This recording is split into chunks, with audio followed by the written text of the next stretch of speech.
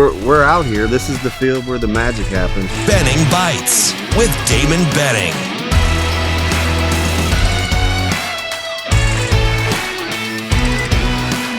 Benning Bites with Damon Benning.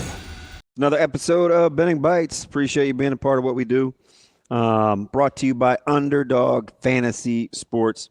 If you're competitive, you like daily fantasy, and you can do a little higher, lower, Underdog Fantasy Sports is for you. Just make sure you enter the promo code Benning. Pretty sweet app. It's slick. It's easy to use. Well, you know it's pretty easy to use if I can use it. So be a part of Underdog Fantasy Sports, daily fantasy sports competition. And you find folks that listen to me know I love to be competitive. And if I can do it every day, why wouldn't you? It's Underdog Fantasy Sports. Crazy show. Weird. I say that today with Ravi. AM 590 ESPN Tri-Cities, KFOR at 9 a.m. You can get us at Facebook and YouTube and Google and Twitch and Spotify. Any place where you can stream. You can even get us on regular old X. We appreciate that. Despite my hot food takes, no pun intended, because sometimes the food isn't really that hot. But anyway, I say all that to say, for me, huge day today for a multitude of reasons. Number one, media day with Nebraska football, where we'll actually start to get to talk football, like who's playing and why they're playing and what the Pinstripe Bowl means and the opportunity to play meaningful games in December.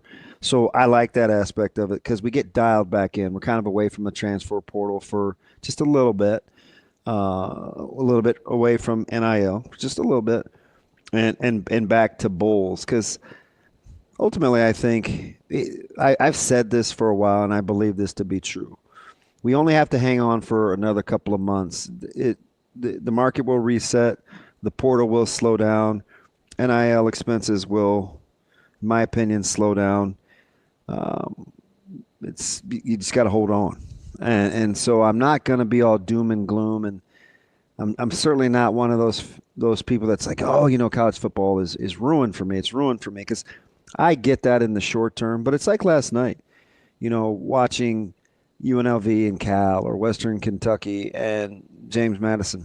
I don't think about that one iota, even though I am watching a quarterback at UNLV who is replacing a guy who's allegedly or reportedly the NIL didn't go the way that he wanted to. Like, I don't really, how would Cal have looked with Zay Hunter or anything like that, which would have been difficult, especially if he's got Nebraska on the horizon, being in Lincoln as a portal transfer. But I see what I did there. I just kind of wove those two together. Don't mind me. When it comes to watching college football, my love and how I view it and what I'm consumed by hasn't changed one bit. But that's not to say that I don't understand kind of the immediate outrage. They do have to definitely do something with the calendar. We talked to Bill Bender of the Sporting News, and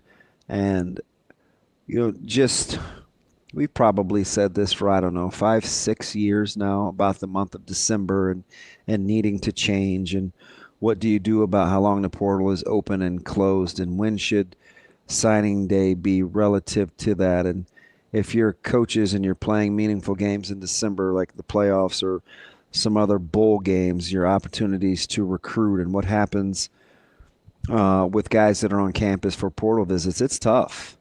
And so I think you do have some things that you have to fix. I'm hoping that college football isn't one of those sports that becomes so legislated and so tied up by legalese that's ultimately what starts to detract.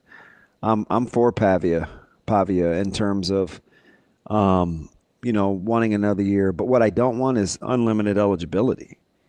Right, so I think there needs to be some practicality to what the intent of rules are. But when you have things that set precedent, there's power in that, right? That means that's going to be that way going forward, because this is the first time that it's have happened. So I do want to be careful with that, but I just want to say, for me, I consume college football a lot the same as I have. I love the sport, but I love all sports.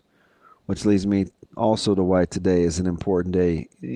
Nebraska volleyball gets a chance to take on Penn State. 4 number 1 seeds, a very loaded Final Four. Tight odds between 1 through 3. I mean, it's virtually a toss-up. And I can't tell you how cool I think it is. I was just showing some videos on TikTok to my partner with Nebraska volleyball, and they're all over TikTok, and Coach Cook. And I talked about that evolution and managing personalities and the degree of difficulty of being a lifelong learner, even though you've had success along the way. And we were just discussing, how much of Nebraska football would fans put up with on social media. And Ravi had a great line.